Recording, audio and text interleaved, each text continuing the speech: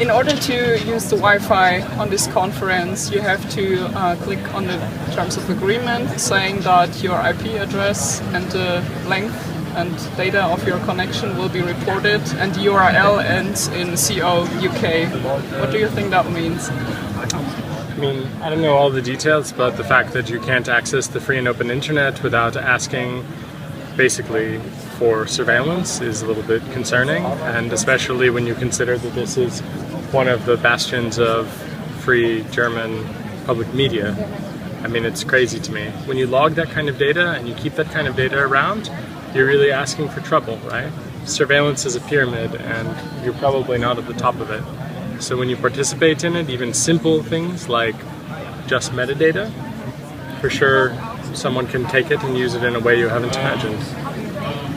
What kind of impact do you think congresses like Netzwerkrecherche 2015 can have on raising awareness about privacy? I'm not sure. I mean, the worst people in the world when it comes to privacy and security and explaining things are journalists, in my experience. Like, if you ever explain to a journalist some complex surveillance topic, they often say, oh, the regular person doesn't understand this, which is a journalistic shorthand for, I don't understand this. And they try to suggest that people won't understand these things, but in fact it's the journalist's job, it's our job to explain those things, complex topics, to people in a way that does make sense. And often I think journalists fail at that. But these kinds of conferences are important because it allows people that are not utter failures to shine, and I think that's useful. Obviously there are also people here that just don't care about these things and what they're doing is irrelevant for those topics, but for the most part it's good to have these kinds of gatherings. It allows people to meet in a way that's also deniable socially, that you're at the same meeting as an event is powerful when it comes to metadata. It also means that it's possible to have certain discussions in the hallway that you might not otherwise have. So generally I think it's very good. But in specific, you can measure the outputs of these kinds of events, and often you will find, I think, that you won't increase every journalist's security, for example.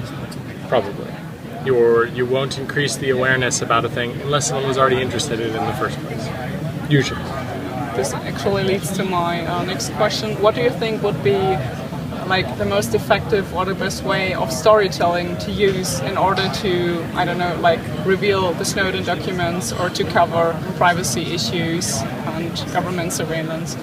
I think the absolute best way to do that is to show that everyone is impacted, including journalists.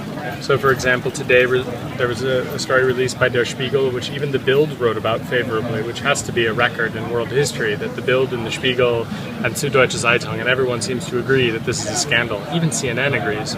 So you have an international coalition of media people accidentally agreeing with each other. Right? It wasn't like a coalition that existed before.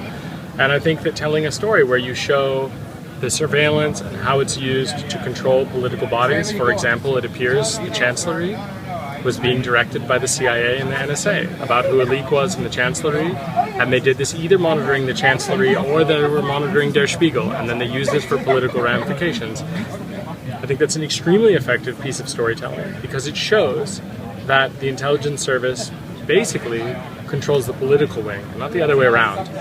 And it's not even the German intelligence service controlling the German political wing. It's the American intelligence service controlling the political wing. And I think that's a very effective storytelling, which not only reaches the German people and the internet at large, but also the American people who, for the most part, do not care at all about non-Americans. So the fact that it's able to reach these two audiences shows me that when journalists realize they're impacted, and they're able to tie this to a very interesting, compelling story, they're able to carry this narrative, which is truthful, all the way so that everyone understands they're impacted. Lawyers, doctors, school teachers, every person is impacted by mass surveillance, and I think that that's a very effective narrative, and I think it's very powerful, and it may even result in some very serious change. My hope is, of course, that tomorrow, especially you, but the rest of the German youth that are here, that they confront Schindler and ask him who he's accountable to. Is it Division 6 in the Chancellery? Is it the Parliament? Is it the American NSA and CIA? Or is it no one? This is the question to ask of the Secret Service chief. And this is something which when you ask that question, the narrative builds itself about who his boss is. And that tells you something about who runs your democracy, if you indeed have one. And in terms of journalism tools, do you think like videos or multimedia stories or internet stories are most effective in order to reach a broad audience and to increase awareness about it? I think to reach a broad audience, you need something like what Laura Poitras does, which is making documentary films. I personally think fiction films are also very good. I'm a really big fan of multimedia, but I also think the key thing is scene setting. It's absolutely important that you don't just have a film. You have to have a social setting where people experience it together and then they discuss it. And they have to be open to discussing it, and you have to challenge those people in a way that helps them to break down their preconceived notions. So documentary film is very good for this, but it's self-selecting. Fiction film is the same. But I think multimedia video, especially in a good scene like that, is absolutely critical. You get everybody here watching something like Citizen4, as we will tonight, and I think that really changes a lot. And it opens up dialogues that otherwise would not happen with print or with photography or something similar. I mean, those are also important, but film reaches people who otherwise would not be reached.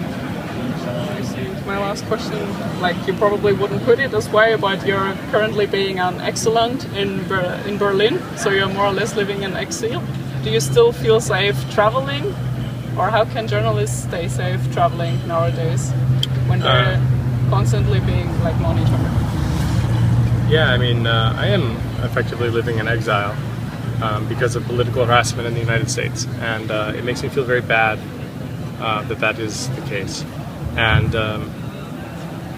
I think that the best way to stay safe is to keep your head down and not actually try to make the world a better place. That is not my goal, and so it is not about staying safe. The thing you have to know is that there is no safety if you want to do good work. Society doesn't guarantee it, and people will not give it to you. And in the end, probably it will end very badly. But the question is not about how to stay safe.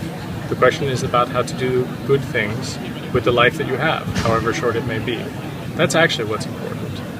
Safety is not even on the table if you do important work, and especially if you confront powers that are unaccountable to democracies. You have described some of the governmental harassment in your panel today. Do you feel threatened in Germany as well? Sometimes. I mean, the FBI has come to Europe and tried to encourage me to go to the US Embassy to discuss safely returning home on neutral ground. And as you can imagine, when I consulted with members of the German parliament, they advised me not to go to this because I would not be safe there. So, I mean, there are different levels, I suppose, of comfort. And I don't always feel comfortable in Germany because it's clear that the German government's laws apply only when the German government decides to apply them, which is not exactly the rule of law. Still, I feel safer than in the United States, where as effectively a dissident, I have even fewer rights. As an immigrant in Germany, I feel a lot safer than as a citizen in the United States. And that's a great shame of America. It's really sad. Thank you.